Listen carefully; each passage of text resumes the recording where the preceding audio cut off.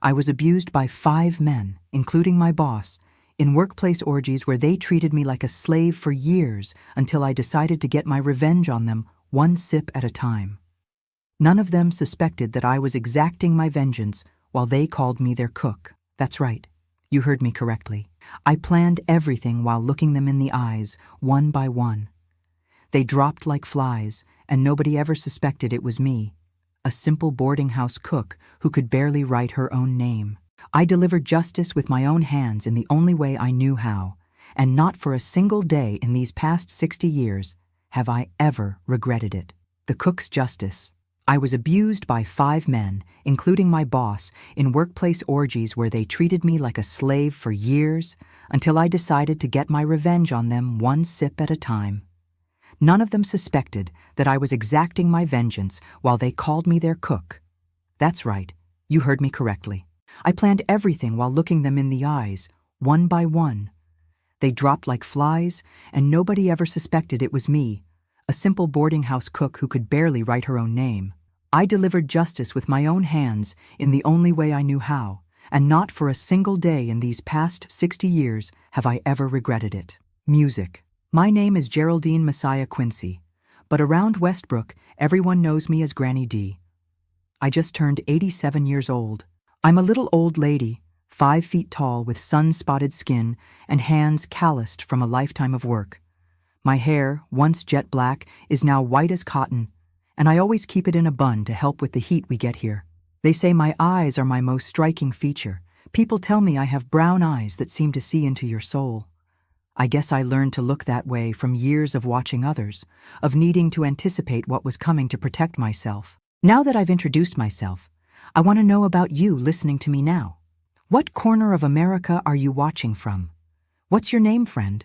Tell me in the comments. I like to imagine my voice reaching places this old woman from small-town Mississippi never got to visit in person. Maybe one of you is right here near Westbrook and has tried my special jambalaya at the restaurant, or maybe my pulled pork with cornbread that makes folks lick their fingers clean. What a wonderful coincidence that would be. I'd be so happy I'd want to give you a hug. Today I live in a simple but spacious house here on the outskirts of Westbrook. Nothing fancy, mind you, but for someone who once slept in a maid's room smaller than a closet, this place is a palace. I'm very proud of my yard that I still tend with my own hands. I've planted every herb, every seasoning I use in my kitchen: basil, oregano, rosemary, sage, mint, and also medicinal herbs I've used since I was a girl: chamomile, lemon balm, lemongrass, rue. More plants than you can imagine. And there in the hidden corner, I still have a small Jimson weed plant that was my salvation when I needed it most. The kitchen is the heart of my home. I have a wood-burning stove that I had custom-made just for me, identical to the one I used as a child. That's where I prepare my most special recipes, the ones that need low, steady heat that slowly cooks, capturing all the flavor. The smell of wood smoke mixed with fresh herbs is the most delicious scent in this world. I also have a regular stove, refrigerator, all those modern conveniences, but nothing compares to food cooked on a wood stove with patience and love. And it's in this kitchen that I keep my greatest treasure, a small wooden mortar and pestle, an ancient one I've carried with me since I was 15. It's worn from so much use, but I wouldn't trade it for anything in this world. It was with this that I prepared the spices that made my reputation. And well, it was with this that I ground the herbs that changed my life forever. It even has a secret compartment underneath that nobody ever discovered. Today there's nothing in there anymore, but it once held things nobody could even dream of. My restaurant, Flavors of the Earth, is now famous throughout the region. It started small in a rented room with an old stove and a few tables. Today, I have 6 locations spread across Mississippi. People come from far away just to taste my cooking. You know, I've even served important politicians, TV stars, famous singers. Everyone who passes through Westbrook and has a connection in town ends up eating here. Some people say my chicken and dumplings is the best in America. Others swear my gumbo has no equal. The secret is in the spices, the patience, and in some herbs that only I know how to use just right. But success never went to my head. I'm still the same old Granny D, getting up early to gather my herbs, to test new recipes. I don't spend all day in the restaurant kitchen anymore. My legs can't take it. But I still personally prepare some special dishes, especially when out-of-town guests arrive. And most importantly, I make a point of only hiring women who have faced hardships in life, just like I once did. Every woman who works in my restaurants has a story of suffering to tell. This gives me such pride, seeing these women who arrive with their heads down, afraid of everything and everyone, and after a few months, they're holding their heads high, smiling, making plans. I call them all my heart daughters. I've helped over 200 women get back on their feet. Some have become restaurant managers, others have opened their own businesses, some have even gone to study culinary arts in the capital. Seeing their success is almost more satisfying than seeing my own. I've even been called a hero, but I'm nothing like that. I just know well what it's like to suffer and have no one extend a hand. I know what it's like to stand at the edge of the abyss and think there's no way out. And I also know that sometimes an old wooden mortar and pestle and knowledge of certain plants can be the salvation when nobody else can help. When people ask me how I did it, how I escaped that life of suffering and built all this, I give them the standard answer: hard work, perseverance, never giving up. It's what people want to hear. But the truth, the real truth, very few people know. It's a story I've kept inside for more than 60 years, afraid people would judge me, condemn me, or worse, not believe me. What I'm about to tell you now, I've kept secret for over 60 years. Even my granddaughter, who's filming this video, has never heard the complete story. But today, friend, I'm going to unburden myself. But first, let me start this story properly. It's not a pretty story, not the kind you tell children before bedtime. It's a cruel story from a time when poor girls like me were worth nothing, when justice only existed for the rich and powerful. In 1952, I was 14 years old and living in Brookhaven, up in the northern part of the state. My father had died from a mysterious fever 2 years earlier, and my mother was struggling to raise 8 children alone. Hunger was our daily companion. We lived in a small wooden shack with a dirt floor. We all slept crowded into a single room, but at least we were together, you know? I had the affection, the protection. Or at least, I thought I did. One day, a man named Arthur Mendez showed up at our house. He arrived well-dressed in a shiny car, saying he owned a boarding house in Westbrook and needed someone around my age to help with cooking. He offered a monthly wage and even a chance to attend school. For a starving family like ours, it seemed like a miracle. Mama, with a heavy heart, agreed to send me. One less mouth to feed and the promise of a better life for me. How could it go wrong? Well, it did. I packed my few belongings, tucked my grandmother's mortar and pestle among my clothes so it wouldn't break, and there I went in the back of a truck to a town I'd never heard of, to work for a man I barely knew. I had no idea about the hell that awaited me. I couldn't imagine that decision would change my life forever, and in a way no one could have predicted. That I, a skinny, illiterate girl, would become judge, jury, and executioner of 5 powerful men. That I would be the death they never saw coming, served in a steaming cup every morning. I'll tell everything without hiding anything. How they treated me, what they made me endure, and how slowly I found my own way to deliver justice. A justice no one would deliver for me. A justice sipped with coffee, with the bitter taste of revenge. But let me go back to the beginning, or you won't understand anything. I was born in Brookhaven in a homestead so small it barely shows on the map. It was just a little piece of land my father, Mr. Manuel, managed to buy after years of working for others. Poor, rocky soil that didn't yield much. But it was ours. Daddy woke up before dawn, long before sunrise, and only returned after dark. Sometimes we'd go all day without really seeing him. He was a quiet man of few words, but with steady hands and a good heart. Mama, Mrs. Irene, besides taking care of the house and us, took in laundry. She would gather loads and loads of dirty clothes from the wealthier families in Brookhaven and go to the river, even under the hot sun. She'd return with her back bent from bending over at the riverbank, her hands red and cracked from the harsh soap. But she never complained. She always said, "As long as I have my health, we have plenty." But real plenty we never knew.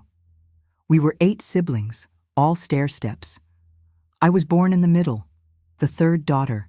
Above me were Jessie and Tony, who had been helping Daddy in the field since they were little. Below me came Lourdes, Sebastian, Abigail, Joseph Peter, and little Mary, the baby who was born a year before Daddy died. When she arrived, Mama was already so worn out from life that she didn't even have milk for the poor little thing. She was fed from an improvised wooden bottle with goat's milk when we had it. We didn't have much, but we had some simple joys that I miss today. I remember the smell of the earth after the rain, which in Mississippi isn't an everyday thing. When it rained, it seemed like a blessing. The smell of that wet earth would fill your nostrils and give you a feeling that everything would get better. We children would all run out to feel that water falling from the sky, to see the dust turning to mud, to hear the sound of water hitting the thatched roof. Food was scarce, but the taste hasn't left my mouth to this day.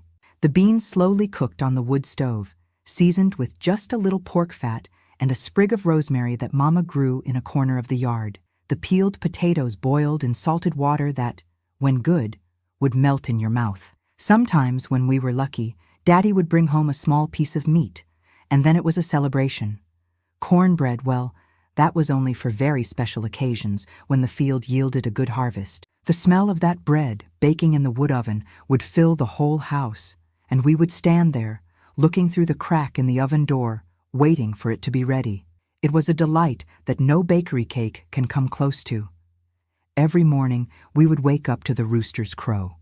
It was as punctual as a clock.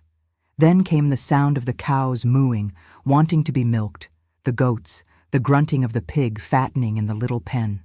The birds. Oh, they made such a celebration. There were thrushes, cardinals, bluebirds, a whole bunch of them that I don't even know the names of. They formed a choir that not even a conductor could organize better. That time was good, you know. We were poor, but we were happy in our own way. Everything changed when Daddy got sick. It was in 1950. I had just turned 12. It started with a fever that wouldn't break. He, who had never spent a day in bed in his life, suddenly couldn't even get up. He shook so much it seemed like he would break his bones. He'd sweat cold, then come that heat that not even a wet cloth on his forehead would relieve. Mama tried everything. Herbal teas of all kinds, poultices of clay with herbs on the soles of his feet as the old midwife from our region taught. Nothing helped. When she saw there was no other way, Mama sold the only two valuable objects we had, her wedding ring and a small silver crucifix that had belonged to her grandmother. With the money, she paid for a wagon to take Daddy to town to see the doctor. I remember him being carried, already too weak to walk, his eyes sunken, his skin yellowish. He seemed like he wasn't the same man anymore. The doctor examined him, gave some expensive medicines, but said he didn't really know what it was. Could be typhoid, could be malaria, could be a curse, who knows, he said, according to Mama. Daddy returned home, but never got up again. He kept getting weaker, thinner, until one June dawn, with frost covering the ground outside, he took his last breath. There wasn't a proper wake. We had no money for a coffin. So the neighbors helped make one from old boards. He was buried in the small community cemetery under a yellow magnolia tree. Mama cried silently, in that contained way of someone who knows they can't afford to collapse because they have 8 children depending on them. That's when poverty, which was already our companion, became a cruel and relentless mistress. Without Daddy working in the fields, food became even scarcer. Mama washed even more laundry from dawn to night, but the money was never enough. The older boys, Jessie and Tony, tried to maintain the plantation, but they were too young, didn't have the experience or strength of Daddy. The harvest dwindled. The animals were sold one by one to buy food. Soon, it became clear that we couldn't keep all the children at home anymore. The first to leave was my sister Lourdes, a year younger than me. A merchant family in town needed someone to help with their small children. They offered housing, food, and some old clothes in exchange for work. They didn't mention payment. Mama cried in secret all night, but the next morning she packed Lourdes's little bundle and took her. "It's for your own good, daughter," she repeated, as if trying to convince herself. Lourdes was 11 years old and hadn't seen her family for almost 3 years when I left home. Then it was Sebastian, who was 10, sent to work on a farm dealing with cattle, sleeping in the barn with the farmhands. Once in a while he'd send word saying he was fine, but the handwriting on the paper was shaky, from someone who barely knew how to write. And so it went. 2 more siblings given away to wealthy families in exchange for the promise that they would be well treated, that they would have food to eat, clothes to wear, maybe even study. Promises. Little news came afterward. Then it was my turn.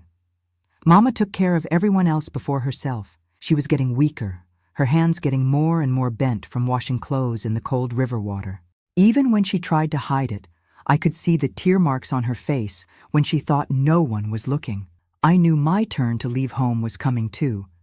It was the fate of almost every poor girl in that place, to become a maid in someone's house, a nanny to someone else's children, until she grew up enough to marry and have her own children, repeating the cycle. It was in a hot September that he appeared. Mr. Arthur Mendez arrived mounted on a well-groomed black horse, wearing clean, starched clothes, a felt hat on his head. In our community, where everyone walked barefoot and wore patched clothes, he looked like a lord.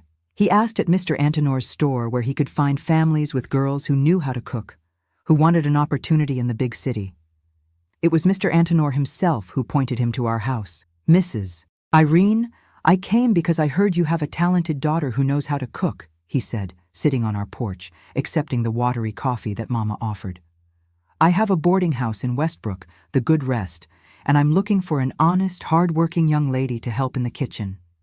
He spoke in a honeyed tone, looking now at Mama, now at me as I served the coffee, trembling with nervousness, eyeing that stranger from the corner of my eye. Mr. Arthur explained that his boarding house was frequented by good people, merchants, farmers, sometimes even a politician or two passing through the region. He said he needed an assistant cook who would learn quickly, who was clean and respectful. He offered housing, food, clean clothes, and wages at the end of the month. And you can even study if you want, like a real lady. There's a school in town that you can attend in your spare time. For people living like us, this sounded like a gift from heaven. After so much suffering, Mama wanted to believe that at least one of her children would have a better chance. And I, fool that I was, believed it too.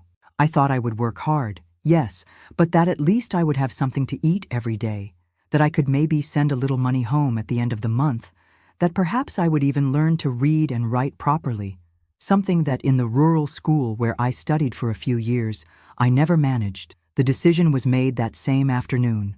I would go with Mr. Arthur the next morning. I spent the night packing my bundle, 2 sets of patched clothes, the only good dress I had that I only wore to church, a broken comb, and the small wooden mortar and pestle that had belonged to my grandmother. I put everything in a burlap sack and tied it well. We barely slept that night. Mama spent the time teaching me the recipes she knew, telling me how I should behave, repeating that I should be honest and work hard, show that I was worth the opportunity. The farewell the next day was the saddest thing I had experienced until then. Jessie and Tony had left early for the field. They gave me a quick hug before going, without many words, because men don't cry or show feelings. That's what they were taught from an early age. But the little ones, oh, the little ones didn't understand why their sister was leaving. Abigail, 8 years old, grabbed onto my skirt and wouldn't let go. Joseph Peter, 6, hid under the bed and refused to come out to say goodbye. And little Mary, with her 3 years, wouldn't stop crying, asking to be held, not understanding that I wouldn't be back anytime soon. Mama tried to be strong, but I saw the tremor in her lips, her misty eyes when she hugged me one last time. She whispered in my ear, "Be strong, my daughter. God go with you, and Our Lady protect you." She placed a small fabric pouch around my neck, a sachet with a prayer and a bit of soil from our homestead. "So you never forget where you came from," she explained. That sachet stayed with me for many years, until they took it from me along with the rest of my dignity. I climbed into the back of the truck with 2 men who were carrying sacks of supplies. Mr. Arthur rode his horse, guiding the truck along the dirt road. As we moved away, I looked back and saw Mama standing in front of our little house, the little ones clinging to her skirt, all of them waving. It was the last time I saw them. The image is etched in my memory, as clear as if it were yesterday, even after so many decades. The journey was difficult, 2 days bouncing in the back of that old truck on potholed roads under sun and dust. At night, we stopped somewhere by the roadside. The men set up an improvised camp, lit a fire. Mr. Arthur had me cook the food, rice, beans, and a bit of jerky he had brought. I slept curled up in a corner of the truck bed, away from the men, wrapped in the thin blanket I had brought, the burlap sack serving as a pillow. Nobody bothered me during the trip, but I already felt a chill in my stomach, a premonition I couldn't name. We arrived in Westbrook in the late afternoon of the second day. It was the first big town I had ever seen. For a girl raised in the countryside, it seemed huge, noisy, frightening. So many houses, so many people, so many cars and trucks on the streets. I stood with my mouth open, looking at everything, feeling tiny before this new world.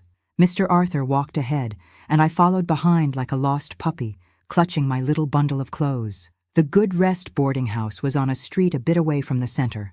It was an old wooden mansion painted a faded blue, with a porch in front and a large yard in the back. At the top of the door, a slightly crooked sign announced the name of the place. From a distance, it even looked nice, welcoming. But as we got closer, I saw that the paint was peeling in several places, that the front garden was poorly maintained, that some of the floorboards on the porch were loose. Entering, I saw a large room that served as the reception and common area. There were some old chairs, a long table where the guests ate, and in a corner, a small table with bottles of drinks.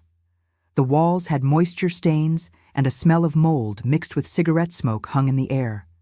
At the back was a corridor that led to the rooms. There were about 10 of them, all small, with simple beds, a nightstand, and nothing more. Most of the rooms didn't even have a bathroom. The guests shared 2 bathrooms at the end of the corridor. To the right of the main room was the kitchen, a spacious but dark room with a huge wood stove and a slightly rusty gas one, a large wooden table in the center where food was prepared, and shelves on the walls full of pots, plates, and supplies. It was there that I spent most of my time in the following years. At the back, leaving the kitchen, there was a small, stuffy room with 3 thin mattresses on the floor. "This is where you'll sleep," said Mr. Arthur, along with the other girls. The other girls? I met them soon after. There were 3. Nora, about 20, who had been working there the longest. Claudia, a bit older, approaching 30, who took care of the laundry. And Claire, who was about my age and helped with everything. They all had the same downcast look, the same way of walking with their heads down, of speaking in whispers. That night, lying on the thin mattress, hearing the strange noises of that big house, I felt fear for the first time. But I still thought it was just the shock of being in a new place, far from home. Right on the first day, Mr. Arthur asked for my documents. I only had my birth certificate, yellowed and torn at the edges. "I need to keep it in a safe place," he said, taking the paper and putting it in a folder. I never saw my birth certificate again. I started working before the sun even rose. The routine was heavy: light the wood stove, prepare coffee, porridge, and bread for the guests' breakfast, then help Nora with lunch, wash dishes, clean the kitchen, prepare dinner, wash dishes again. I only stopped when everything was clean and ready for the next day, often after midnight. In the first week, I still had hope. I worked hard, wanting to show that I was a good employee, that I deserved that opportunity. When I asked about school, Mr. Arthur evaded, saying that for now I needed to learn the job well, that later we would think about that. When the end of the month came and I timidly asked about payment, the first unpleasant surprise came. "Payment?" He laughed, a laugh that didn't reach his eyes. "You think you've already paid off the debt for the trip and what you eat and where you sleep? All this costs money, girl. It's going to take time until you make up for what I've already spent on you." I tried to argue, to say that the agreement was different, but he cut me off with a hard, threatening look. "If you're not satisfied, you can leave. But don't forget that we're far from your home and you don't have a penny in your pocket. How are you going to get back, walking?" And he turned his back on me, ending the subject. It was then that I began to realize I had fallen into a trap, that I wasn't an employee but a prisoner, that Mr. Arthur's promises weren't worth the paper they weren't written on. But the worst, the very worst, was yet to come. Soon I began to notice the looks, not just from Mr. Arthur but from the guests too. Looks that lingered too long, that traveled up and down my body, that had a hunger different from hunger for food. Especially a group of men who came frequently to the boarding house. There were 5 of them. Mr. Arthur himself, Colonel Justin, an old thin farmer that all the girls feared, Ambrose, a cattle trader known for his violence when he drank, Owen, the local bank manager who on the outside seemed like a respectable man, and Dr. Faust, the town doctor, the only one who sometimes showed a glimmer of shame in his eyes. They gathered once a month to drink, play cards, and, well, do things that a 14-year-old girl shouldn't even know existed, much less witness. I still remember the first time I saw them all together. It was evening. I was serving dinner when Colonel Justin grabbed me by the wrist, too hard to be just a casual gesture. "Is this one new, Arthur?" he asked, examining me as if I were an animal for sale. "Yes," replied my boss with a strange smile. "She arrived a little while ago, but she's almost ready for us to test." I didn't understand at the time what he meant by ready or test, but I would soon understand in the worst possible way. The first time I was beaten at the boarding house was just 15 days after I arrived. It was Mr. Arthur's birthday, and he wanted a cornbread with guava paste. Nora, who cooked better than all of us, had a high fever, lying in the back room. Claudia didn't know how to make cake, so it fell to me. I tried to do the best I could, but the boarding house's wood stove was different from what I knew at home. It heated too much on one side, too little on the other. When I opened the oven, I saw the disaster. One side burnt black as coal, the other raw, the batter still runny. I tried to hide it, thought about making another, but Mr. Arthur had already entered the kitchen, attracted by the smell of burning.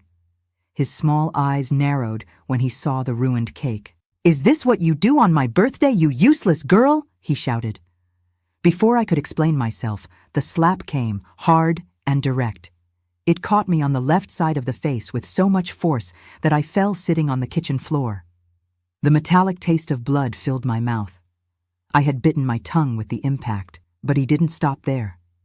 He grabbed the still hot cake and rubbed it in my face, on the burnt part. "Feel how it tastes, you incompetent.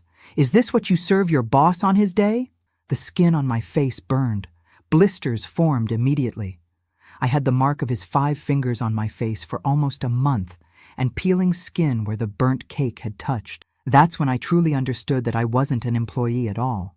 I was property, like furniture or an animal. And this certainty became even clearer when, after working a whole month without a day off, from before sunrise until long after it set, I timidly asked about my payment. Mr. Arthur gave a laugh that chilled me to the bone. "Payment? And you think you've paid the debt you have to me? The trip here, the food you eat every day, the bed where you sleep, the clothes I gave you, all this has a price, foolish girl. It's going to take a long time until you start to see any money." I protested, said that wasn't what he had promised, that he had talked about a salary from the beginning. He looked at me with those cold eyes and said, "Want to leave? Go ahead. But how? Without money, without documents, in the middle of nowhere. And who would believe you against me? A respected man in this town." That's when the trap completely closed. It wasn't just a matter of hard work, of a demanding boss. It was slavery, disguised as employment. And the worst was yet to come. There were 5 men who regularly frequented the boarding house, who formed a kind of club. The leader was Mr. Arthur himself, owner of the boarding house, a fat man in his 50s. He would sweat just walking from the kitchen to the living room. His face was always red and shiny with grease. He wore a hat even inside the house, and when he took it off, it revealed a baldness that he tried to hide by combing the few strands of hair over the top. He had small hands for a man of his size, with short, thick fingers like sausages, always with a large gold ring on his pinky finger.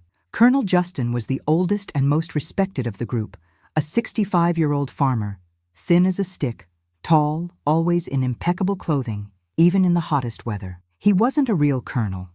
It was a title people used because he had so much power in the region, so much land, so much cattle. They said he had ordered people killed for much less than a disagreement, that he had henchmen spread all over the state. His gaze was the most frightening, clear eyes, almost transparent, that seemed to have no soul behind them.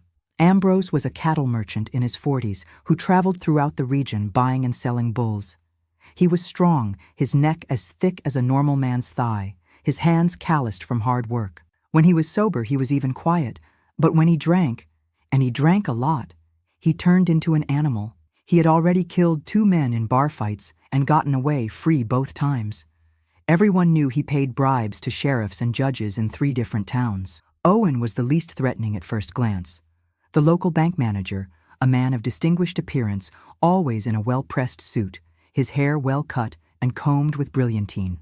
He spoke softly, was educated, attended church on Sundays with his wife, the daughter of a rich farmer, and 3 children. He treated everyone with a broad smile when he was on the street, greeted even the maids with a "good morning" or "how are you?" But behind all this facade, he was the worst of them, the most perverted, the most cruel, precisely because you never expected it. Finally, there was Dr. I.K. Faust, the town's doctor, a man in his mid-50s, a widower who lived in a big house near the square. He was the only one who sometimes showed some sign of conscience, some remorse in his eyes. Once he even gave me a painkiller after Ambrose had been particularly brutal, as if a pill could compensate for what he himself also did. They gathered at the boarding house once a month, always on the night of the full moon. Colonel Justin was superstitious. He said the full moon increased men's potency. They called it the Friends' Dinner, but we, the staff, knew it by another name, the Night of Terror. It started like a normal dinner. We served good food that Mr. Arthur had ordered prepared, especially with the best he had. Roasted suckling pig, fried chicken, jambalaya made with the finest jerky, and drinks, lots of drinks. Good whiskey that Mr. Arthur kept locked in a cabinet just for these occasions. Wine, beer. They ate, drank, told stories, laughed loudly. Then came the card game. Usually they bet high. Money, cattle, sometimes even land. And they bet other things too. That's when the night began to take on a darker tone. Now, before telling the heaviest part of the story, I want to see who really has the courage to keep listening. I bet you won't even have the stomach to click that like button after what I'm about to tell. Only the strong-hearted will be able to go all the way to the end and still give a like. Are you brave enough? When the drinks had flowed freely and the game was coming to an end, Mr. Arthur would stand up and announce with a disgusting smile that it was time for dessert. He would clap his hands 3 times, and we would be called in one by one, Nora, Claudia, me, and any other girl who might be working at the boarding house at the time. We would stand in line, heads down, trembling with fear. They examined us as if we were animals at a cattle auction, commenting on our bodies, on who they thought looked fresh that night. Sometimes they bet at the card table, with the winner having the right to choose first. Other times they fought among themselves, each wanting a specific one. I, being the youngest, was always the most disputed. "Young, juicy one has the tenderest flesh, right?" Colonel Justin would say, passing his hand over my face while I tried not to vomit from the smell of liquor and cigar that came from him. "This one is still green," Ambrose would comment, pinching me so hard that he left purple marks on my arms, on my thighs. Owen liked to pretend he was gentle. "Come to Uncle," he would say in that soft voice, offering me a candy as if I were a little child. "I'll treat you well today." It was a lie, of course. His kindness ended as soon as the door to the room closed. Dr. Faust at least didn't pretend. He would stand there quietly, eyes downcast, as if he were ashamed. But that didn't stop him from doing the same things as the others. And Mr. Arthur, he thought he owned us. He said that since he had bought us, he had the right to use us as he wished and to lend us to his friends. I tried to resist the first time, when Mr. Arthur announced that I would be served that night. I screamed, I begged, I tried to run to the kitchen, but Ambrose grabbed me with those huge hands, immobilizing me as if I were a rag doll. They laughed at my resistance, found it entertaining. "That's how it's good, boys," Colonel Justin commented. "When they struggle, the fun is much more enjoyable." Mr. Arthur said that since he had brought me to the boarding house, he had the right to go first, and the others agreed, but on the condition that they could watch. And so it was. They took me to his room, threw me on the bed like a sack of potatoes. I tried to cover myself, to protect myself, but what good did it do? They were 5 grown men against a 14-year-old girl. What happened that night, and on so many others afterward, is difficult to tell. Not just because of the shame, the trauma, but because they did things I didn't even know existed. They laid me on that old bed, tore my simple dress as if it were paper. I was shaking so hard that the bed rattled. Tears streaming down nonstop while I begged them to let me go, said I wanted to return to my mother. They just laughed. Mr. Arthur was the first. He took off his hat and belt, but kept the rest of his clothes on, only opening what was necessary. The others stood around the bed, watching everything with bottles of drink in hand. They formed a circle around me like a macabre ritual, giving opinions, suggesting positions, ways to hold me when I tried to struggle. Hold her arms like this. Turn her on her side. Cover her mouth so the guests don't hear. They drank and toasted as if they were at a party, not in a room where a 14-year-old girl was being violated. Mr. Arthur was sweating so much that it dripped on me, a fat, fetid sweat that mixed with the smell of alcohol. He groaned and said things in my ear that I was his, that he had bought me, that he could do whatever he wanted. He boasted to his friends. This one I brought all the way from Brookhaven, so young she didn't know anything yet. I'm the one teaching her everything. They laughed, applauded, as if it were some great feat. When he finished, he stood up, adjusting his clothes, all proud. The others applauded, as if he had done something admirable. Now whose turn is it? He asked, as if he were offering a piece of cake at a party. Colonel Justin was next. He was different. He liked to cause pain on purpose. He pulled my hair hard enough to tear out clumps, bit my shoulders and arms leaving deep marks, squeezed my neck until I almost passed out from lack of air. Cry louder, he would say, increasing the pressure when I tried to contain myself. I like it when they cry. He took a special pleasure in seeing the fear in my eyes, in seeing me trying to escape with nowhere to go. Each of my screams seemed to feed something sick inside him. Then came Ambrose, strong as a bull. He barely needed to hold me down. His weight alone was enough to immobilize me. His whiskey breath was so strong it made me nauseous. He was clumsy, rough, with no consideration for whether he was hurting me or not. She's just a little maid, not even a person, he would tell the others when I complained of pain. Sometimes he drank so much that he couldn't finish what he started, and then he would get even angrier. He would hit me, blaming me for his own failure. Owen was the cruelest in a different way. He liked to humiliate, to make me feel less than an animal, forced me into shameful positions, to do degrading things while he watched with that polite smile he showed on the street. That's it. Now say you're enjoying it, he would order, and if I didn't obey, he had sophisticated methods of pain. He knew exactly where to press, where to twist to cause the maximum suffering without leaving visible marks. I learned anatomy in school, he bragged to the others. I know exactly where it hurts the most. Dr. Faust was the last. By the time his turn came, I was already so hurt, so exhausted, that I could barely keep my eyes open. He liked to pretend he was still a doctor even at those times, speaking technical terms, treating me like a patient. I'm going to examine you now, he would say in a falsely professional tone. This might be a little uncomfortable. It was his way of trying to disguise to himself what he was doing, I think, as if by calling it by other names, it would become something else. And they never left right after finishing. They would stay there, drinking more, talking about me as if I were an object they had just used. They compared performances, gave scores to each other, discussed what had been better or worse. Next time we'll do it differently, they planned, as if they were talking about the next card game. And I, thrown on that bed, was completely ignored. Except when one of them decided to return for another round, as they called it. The worst of all was seeing the pleasure they felt, not just in the act itself, but in knowing they had total power over me, that they could do anything, that nobody would come to help me, that I had nowhere to escape to. The next day, they acted as if nothing had happened. They had breakfast that I served, read a newspaper, talked about business. Owen returned to the bank, Dr. Faust to his clinic, Colonel Justin to his farm, Ambrose to his travels. Mr. Arthur stayed at the boarding house, giving orders, yelling about anything out of place, and when our eyes met, he would smile a smile that said, "Soon, it's the full moon again." And the worst thing is, it always came again. When they were all present, sometimes they forced me to satisfy 2 or 3 at the same time. Every orifice of my body was used, abused, violated. They boasted, competed among themselves, commented on each other's performance. It was as if I weren't even human, just an object for their pleasure, without feelings, without dignity. The other girls went through the same thing.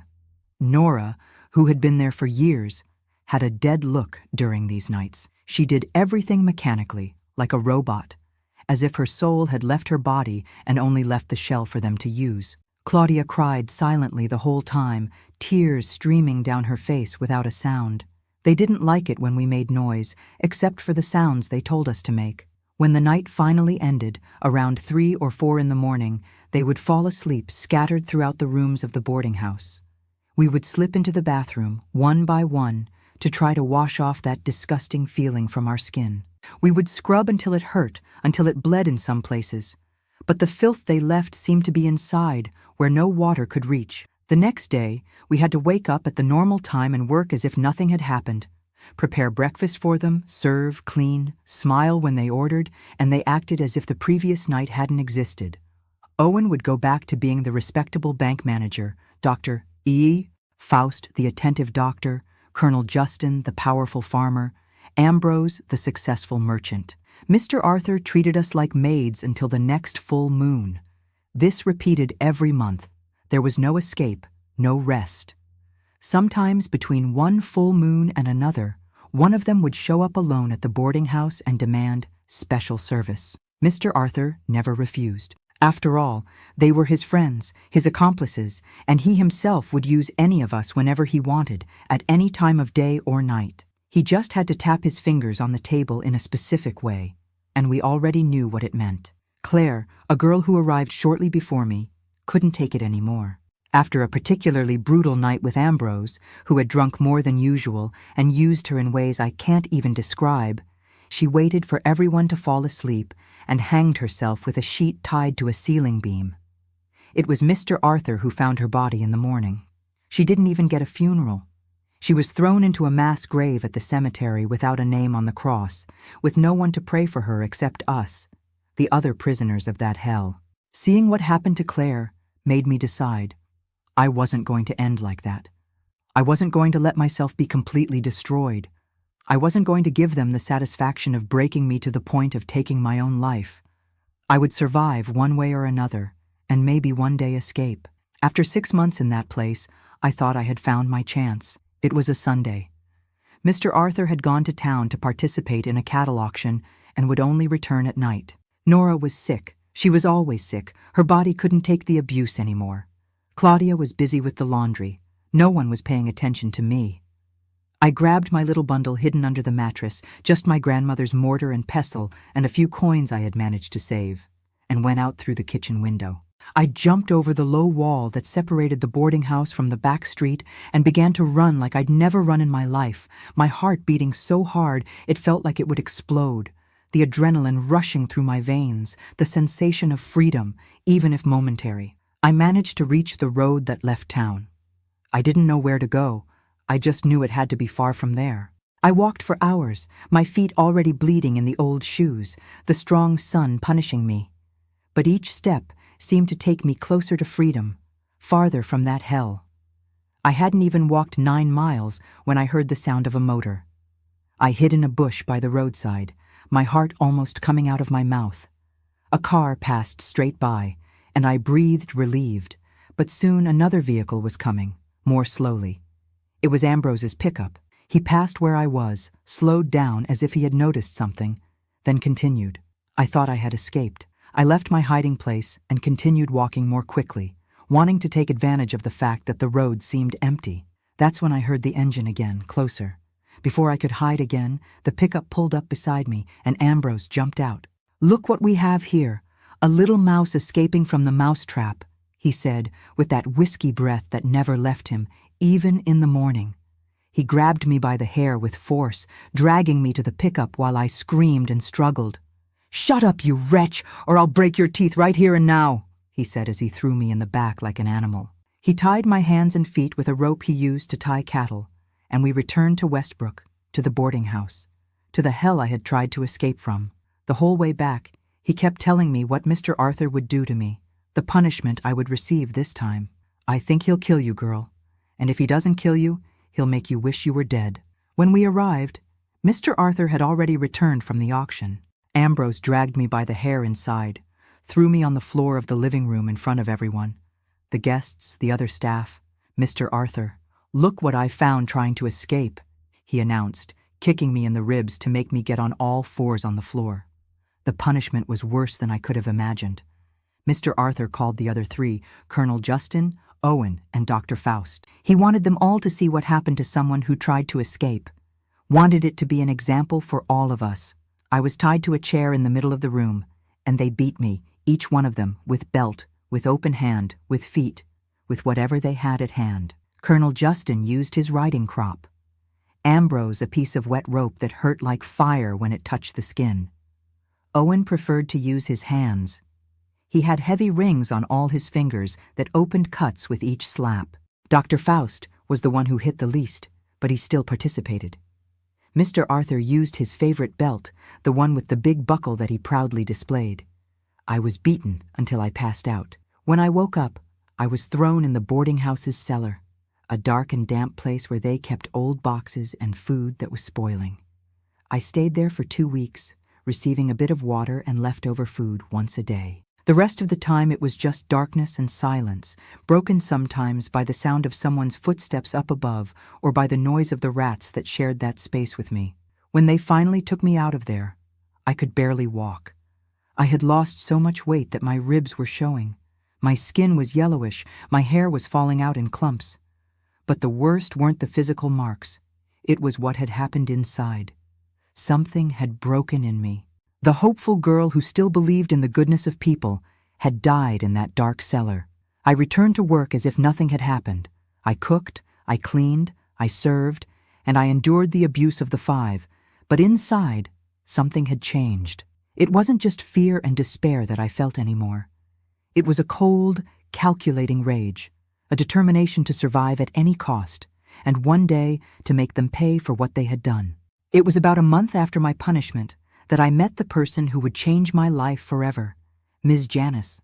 She was an elderly lady, an herb healer who knew everything about herbs and medicinal plants.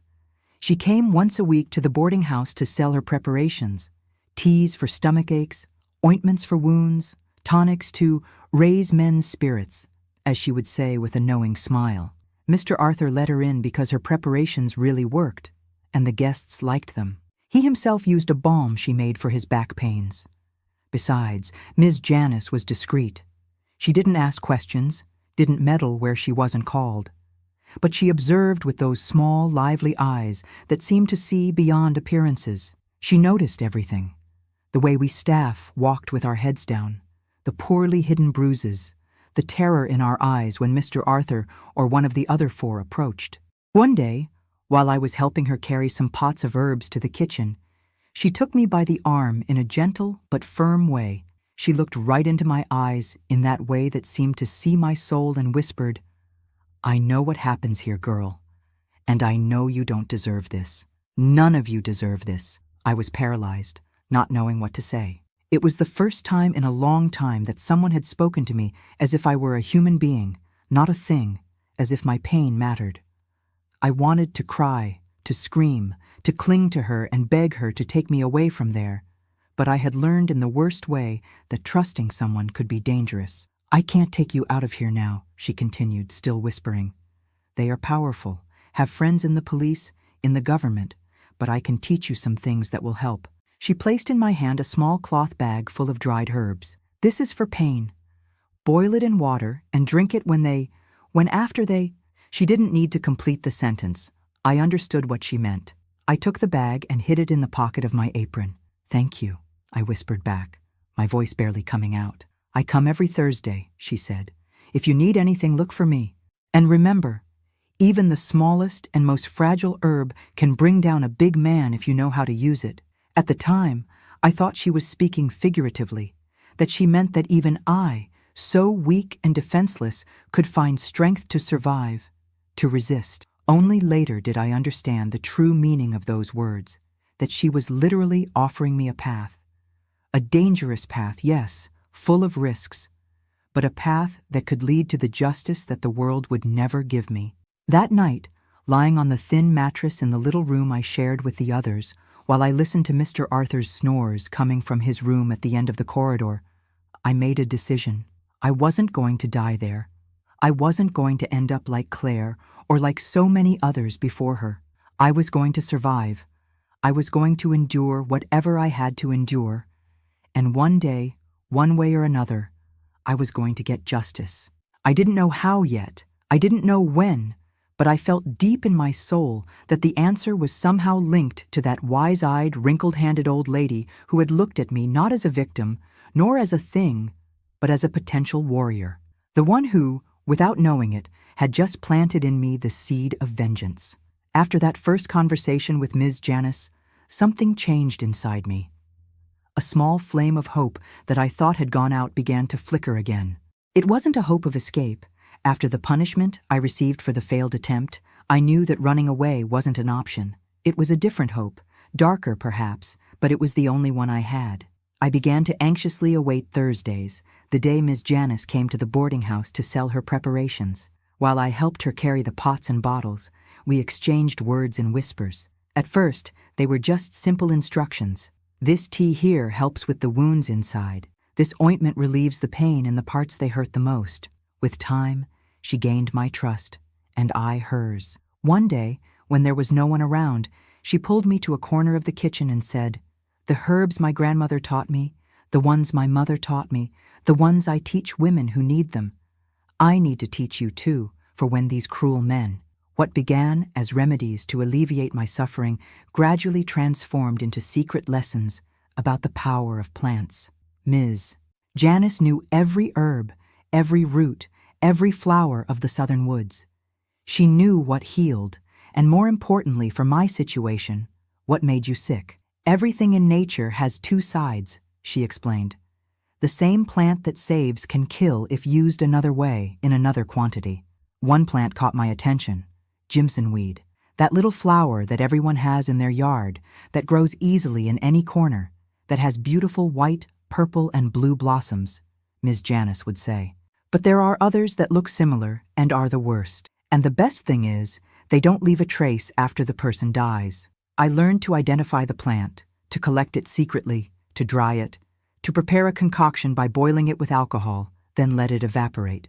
All this I had to do without anyone noticing, hiding the strong smell. I already had a perfect hiding place, my wooden mortar and pestle, inheritance from my grandmother. It was the only thing I had managed to bring from home, and that, by some miracle, they hadn't taken from me. It had a false bottom, a secret compartment that only someone who knew it could find. It was there that I began to store my special medicine, as Ms. Janice called it. Small, carefully measured doses, ready for use. The plan took shape in my mind, little by little. It couldn't be anything hasty, nothing obvious. It had to seem natural. Coincidence? Bad luck. And it had to start with the most vulnerable of the group. The one no one would suspect if he fell ill first, Dr. Faust. He was my first target, not because he was the best of them, none of them was good, but because he was a doctor. If he got sick and died of something apparently natural, no one would question it. After all, who teaches a doctor? I began to add small doses of the poison to the coffee I served him at breakfast. Everyone at the boarding house was a coffee drinker, and I always served it. Just a tiny bit, just a few grains mixed into the grounds. You couldn't taste it, couldn't smell it, couldn't see it. Day after day, it accumulated in his body. At first, nothing happened.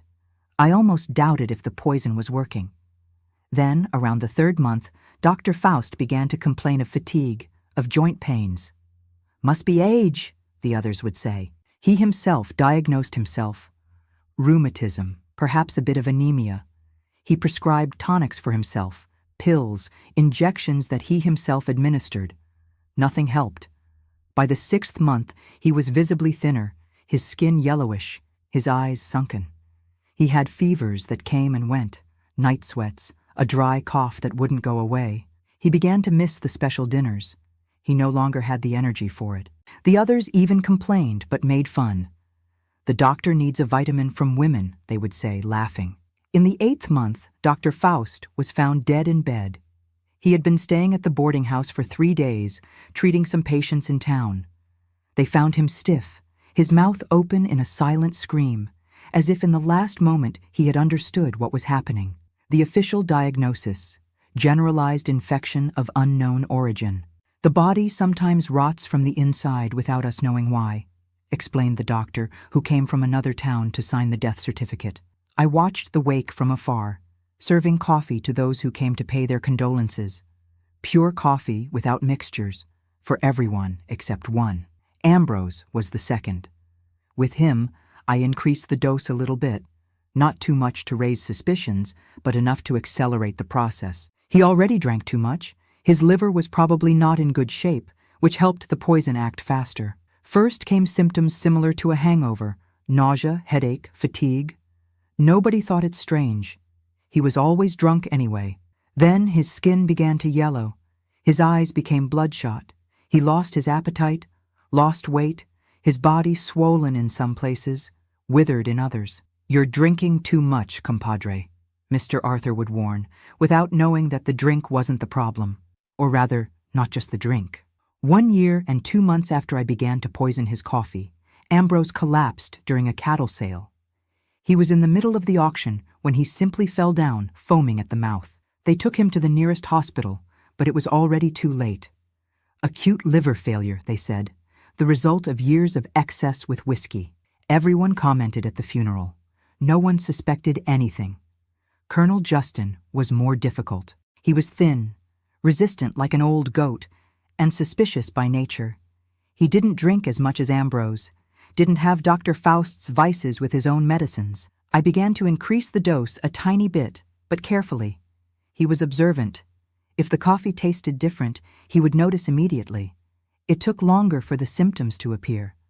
First, it was a cough that wouldn't go away. Then breathing began to get difficult, as if his lungs were always full of something. He became more irritable, more violent, if that was possible. During the special nights, he could no longer do what he used to. His body wouldn't respond. He would get angry, take it out on the girls with slaps and punches, which only made his shortness of breath worse. 1 year and 9 months after I began to serve the special coffee to him, Colonel Justin had such a severe attack of shortness of breath that he fell from his chair during dinner, turning purple, convulsing. No one could help him. When the doctor arrived, he could only confirm death. Pulmonary emphysema was the diagnosis, common in men his age. They went looking for family for the funeral and discovered there was no one, just frightened employees who didn't even show up to say goodbye to their feared boss. Owen was the second to last. The bank manager, so careful with his appearance as a good man, began to waste away in a way he couldn't hide.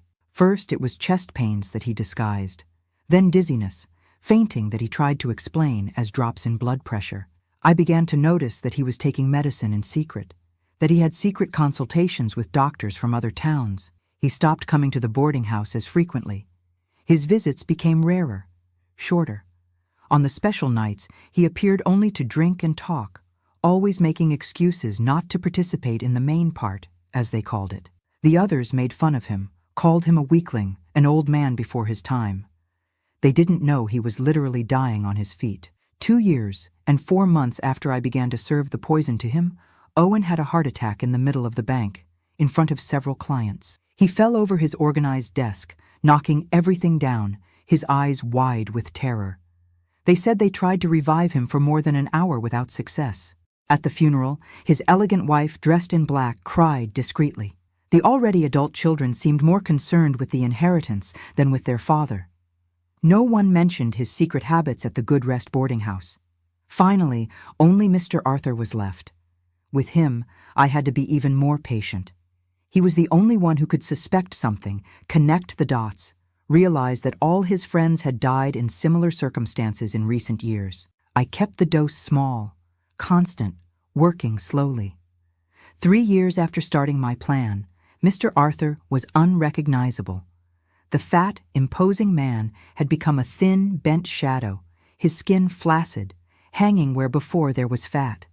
He suffered from everything: constant headaches, digestive problems, weakness in his legs, blurred vision.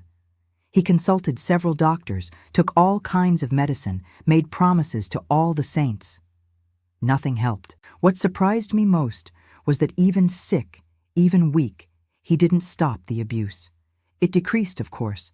The body no longer allowed the excesses of before, but he still called us to his room, still used us as objects. The difference was that now, while he did what he did, I didn't cry anymore. I looked into his eyes with a slight, almost imperceptible smile, knowing that each day could be the last. And so it was until the end. One morning, I went to take coffee to him, as I did every day. I gave 2 knocks on the door as usual. No response. I knocked again, harder. Nothing. I opened the door slowly and found him in bed, his eyes open, fixed on the ceiling, his face contorted in an expression of pain.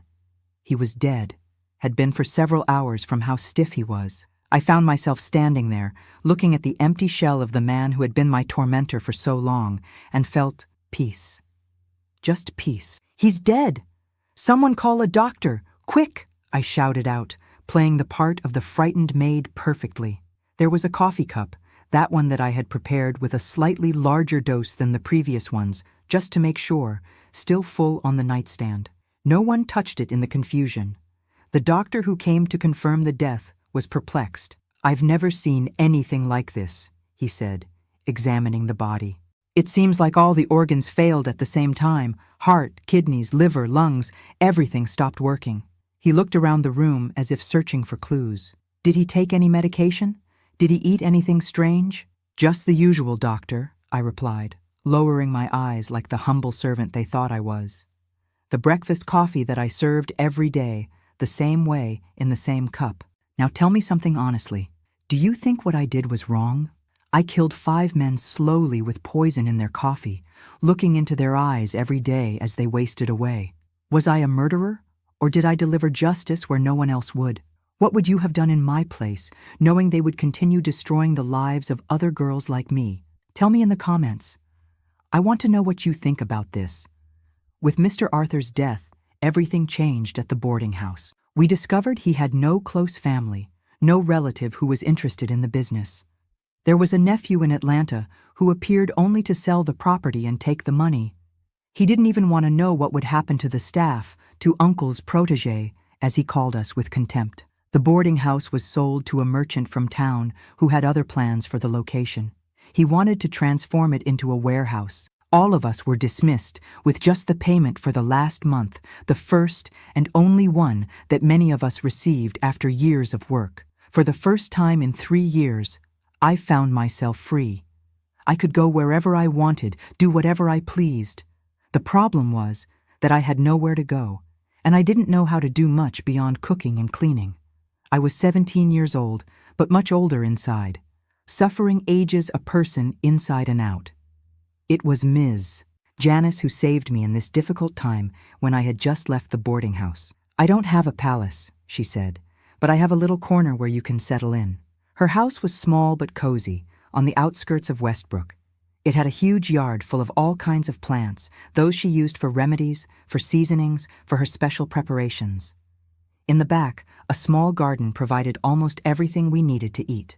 It was simple, but after the hell of the boarding house, it seemed like paradise. Living with Ms. Janice, I learned much more than how to poison coffee. I learned to heal, too, to identify medicinal plants, to prepare ointments and teas that relieved pain, healed wounds, lowered fever. I learned ancient recipes that were passed down from generation to generation in her family. And most importantly, I learned to really cook. Not just the basics I made at the boarding house, but elaborate, flavorful dishes with seasonings that made all the difference. It was Ms. Janice who also helped me get my first real job. "I know the owner of the Country Flavor restaurant nearby," she said one day. "He needs a kitchen assistant. I told him about you. He wants to meet you." The restaurant was modest, frequented by workers, travelers, simple people who wanted good food at a fair price. The owner, Mr. Juvencio, was an elderly man, a widower, who had set up the business after retiring as a railway worker. He gave me a chance even though I was so young and without formal experience. I started washing dishes, peeling vegetables, doing the most basic work, but soon Mr. Juvencio realized I had a way with food, with seasonings. "Where did you learn to cook like this, girl?" he would ask, surprised at the flavor I could give even to the simplest dish. "From the women in my family," I replied, without going into details. In a way, it was true. I had learned from my mother, my grandmother through the mortar and pestle she left me, and from Ms. Janice, who had become a kind of adoptive mother to me. Little by little, I took on more responsibilities at the restaurant. From assistant, I became a cook, then head cook. Customers began to come specifically to taste my dishes. "I want that meat that only Geraldine knows how to make," they would say. "Bring that beans with Geraldine's special seasoning." My name became a kind of guarantee of quality. While I built this new life, I never stopped thinking about the family I had left behind. My mother, my siblings, the small homestead in Brookhaven.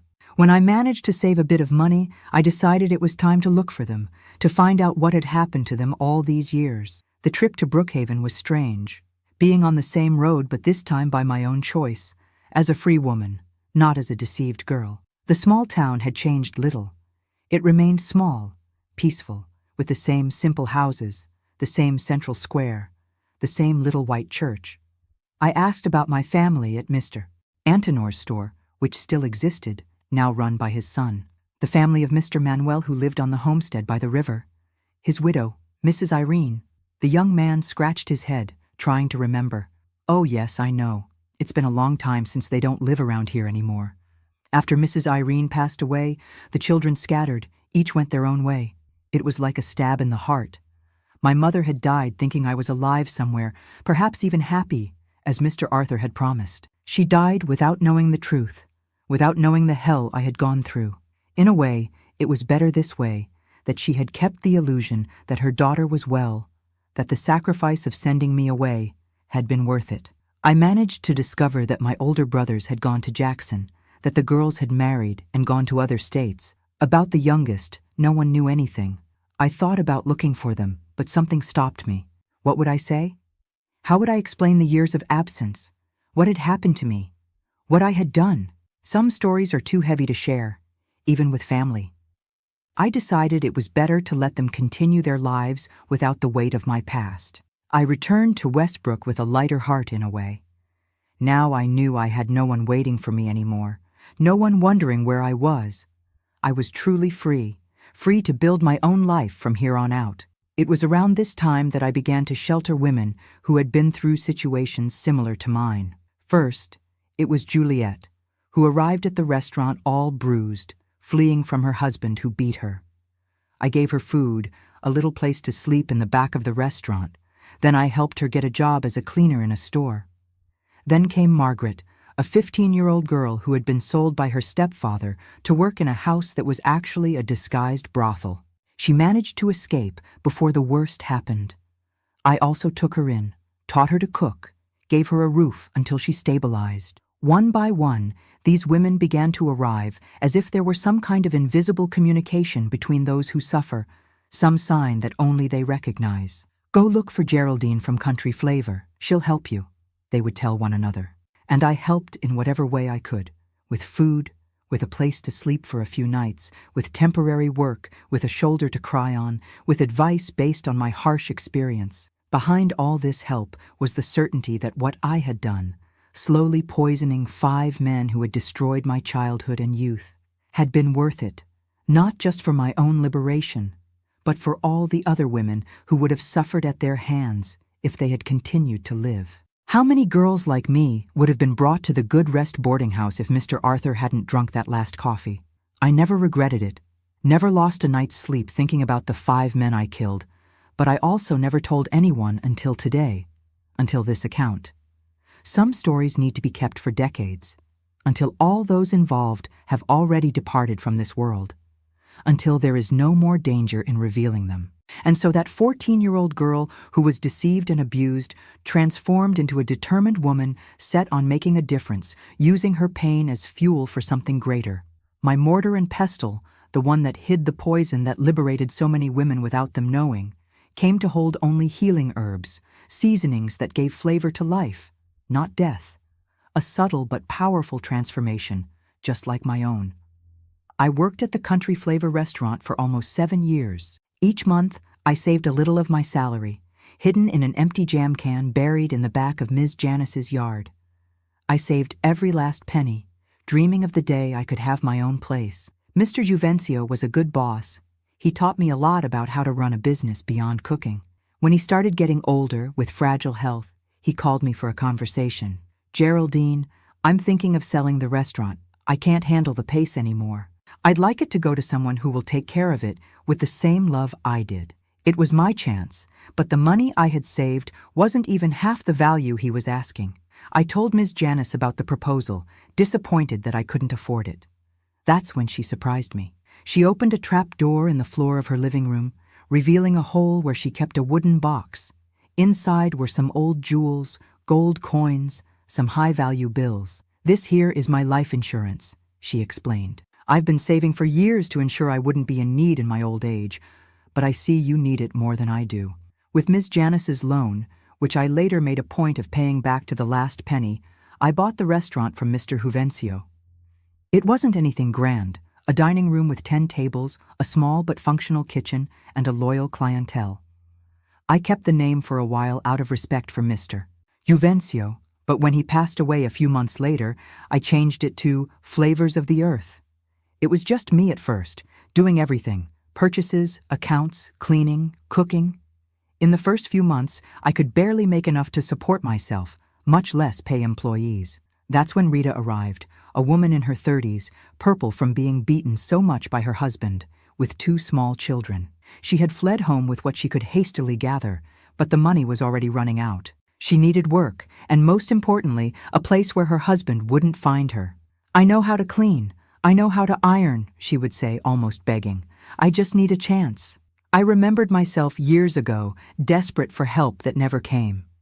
I offered her not just a job, but a place to stay. I had a small room in the back of the restaurant that I hardly used. I slept at Ms. Janice's house anyway. Rita and her children could stay there until they got on their feet. She was the first. Then came so many others. Josephine, who had been raped by her boss in the house where she worked as a maid. Mary Carmen, who left an abusive relationship of years without having anywhere to go.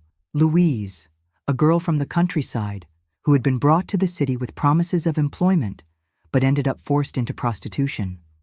Connie, who at 16 already had a child, abandoned by her boyfriend when he discovered she was pregnant. One by one, these women began to arrive as if there were some kind of invisible communication between those who suffer, some sign that only they recognize. "Go look for Geraldine from Country Flavor, she'll help you," they would tell one another. And I helped in whatever way I could. With food, with a place to sleep for a few nights, with temporary work, with a shoulder to cry on, with advice based on my harsh experience. At first, I offered just temporary work, a little place to stay, food on the table. With time, I realized I needed to create a better, more organized system. That's how my hiring philosophy was born. Only women, preferably those in vulnerable situations who needed more than a job, who needed a new chance in life. I taught them to cook, to serve, to manage, and most importantly, to value themselves again, to believe they deserved a dignified life. The restaurant began to gain fame, not just for the food, which was already recognized as among the best in the region, but for the atmosphere, the warm service, the care with every detail. Broken women found a home there, knowing they were among equals, that no one would judge them, that they could hold their heads high. Success came steadily. We knocked down the wall that separated us from the empty store next door, doubling the size of the dining room. The kitchen also grew, allowing more women to be trained. It was around this time that I began to receive invitations to cook for important events in town. Birthdays, graduations, even weddings. At first, I went personally, taking 1 or 2 helpers. Then the volume became so great that I had to put together special teams just for this. It was another opportunity to give work and training to the women who sought me out.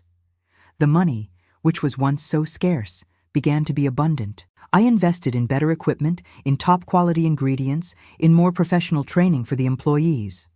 I bought a pickup truck to facilitate shopping and transportation for events.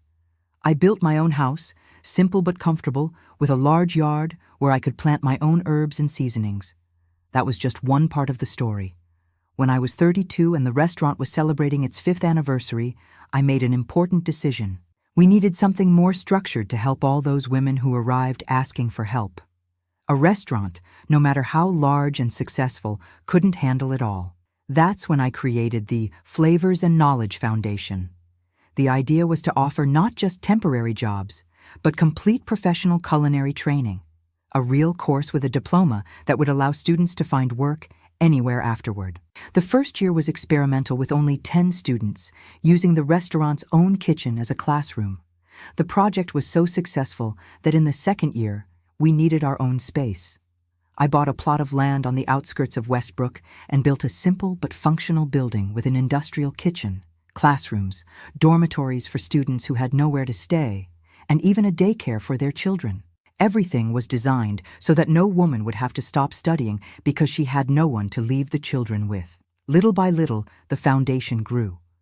We secured sponsorships from companies, support from the municipal government, donations from people who believed in the cause. We hired professional teachers, expanded the curriculum to include not just cooking, but also business administration, marketing, entrepreneurship.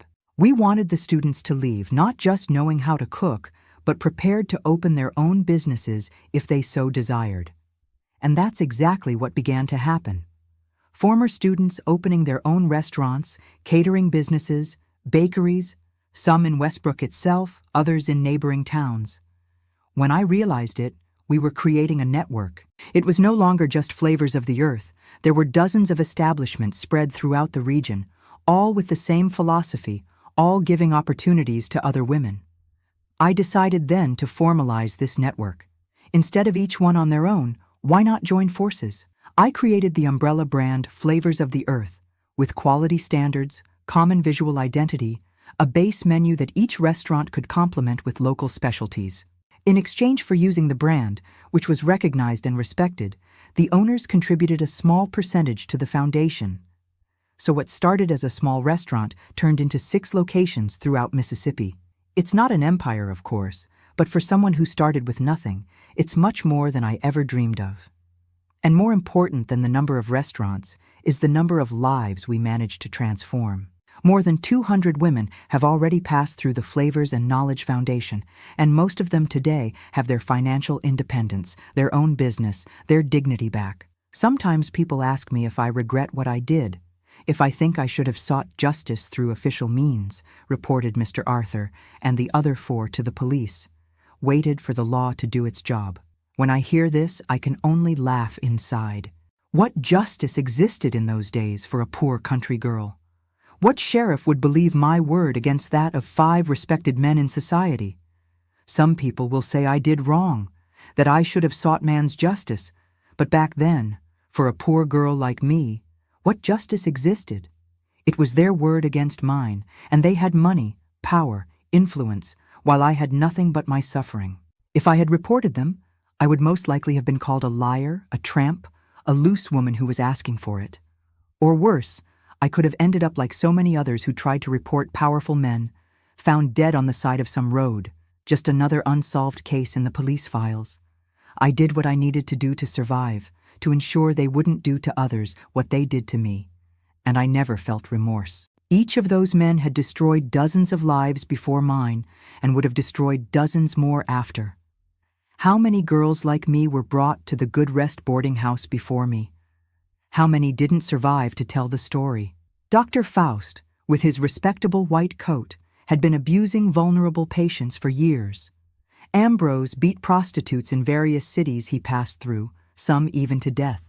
Colonel Justin treated the daughters of his farm employees as if they were his property, just like his cattle. Owen, the impeccably groomed bank manager, used his position to blackmail women who needed loans. And Mr. Arthur, he was the worst of all, the center of that web of abuse and exploitation. The world is a better place without them. Each cup of coffee I served, each carefully measured dose, each death that seemed natural, all of it was an act of justice that no one else would perform for me or the others. You wonder how I was never discovered? Because no one suspects a quiet cook, an invisible woman. We were like furniture to them. We were there to serve, to be used, but not really seen as human beings, capable of thinking, of planning, of executing. It was this same prejudice, the same underestimation that allowed me to eliminate them one by one right under their noses. Today, looking back with the wisdom that the years bring, I have no doubts that I would do it all again. Perhaps more carefully, perhaps in a different way, but the result would be the same. Because I learned early on that in this world, sometimes you need to be your own heroine, your own savior, your own justice bringer. For the young women who are listening to me, I leave some advice that I learned the hard way, paying a price far too high. Trust your instinct, that little voice inside you that says something is wrong, that person isn't trustworthy, that situation is dangerous. It's rarely wrong. Don't ignore it out of politeness, social pressure, or fear of seeming rude. Watch for the signs of abuse before it's too late. A man who controls who you see, what you wear, where you go, who gets irritated when you express different opinions, who makes you feel small, incapable, dependent, who starts with small verbal aggressions before moving on to physical ones. Leave that relationship while you can. Seek financial independence, whatever it takes. Have your own money, your own bank account, your own savings. Knowledge, skills, and your own money are the greatest weapons a woman can have against dependency and abuse. Create a support network. Other women who can help you when you need it, who will believe your word, who will offer you a safe place. That's what saved so many of the women who passed through my restaurant, knowing they weren't alone. And finally, never let them take your dignity, your self-worth. They can take everything else from you, your home, your money, your physical freedom. But if you keep yourself intact inside, if you don't let them break your spirit, you can always rebuild yourself. I'm 87 years old now. My body doesn't obey like it used to. My hands sometimes tremble when I'm cutting vegetables, my legs after a whole day in the kitchen, but my mind is still good, and my heart, despite all the scars, still beats strong. I no longer run the day-to-day of the restaurants. I leave that to my heart daughters, women I trained since they were girls, and who today are successful entrepreneurs. The foundation also has its own board of directors, made up of former students who stood out. My role now is more of a counselor, a guardian of ancient flavors and knowledge. I still live in the same house I built decades ago, with my yard full of herbs and seasonings. I still use the same wooden mortar and pestle from my grandmother, now more worn, more polished from constant use. Sometimes, when I'm grinding some seasoning there, I remember what it once held in the secret compartment at the bottom, the poison that was once the salvation, the lives I took to save so many others. I don't regret it. I never regretted it. If I had to do it all over again, I would do it without hesitation. And I'm sure other women out there have also found their own forms of justice, their own paths to survive in a world that often seems made to destroy us. I am Geraldine Messiah Quincy, but you can call me Granny D, and this has been the story of my life. A tale of pain, yes, but mainly of overcoming, of strength, of a woman who transformed the poison they tried to put in her life into nourishment that saved many others. If you want to hear more stories like mine, stories of women who faced the worst of life and still moved forward, subscribe here to the Grandparents' Tales channel, because wisdom doesn't come from books. It comes from life lived, and we old folks, we still have a lot to tell.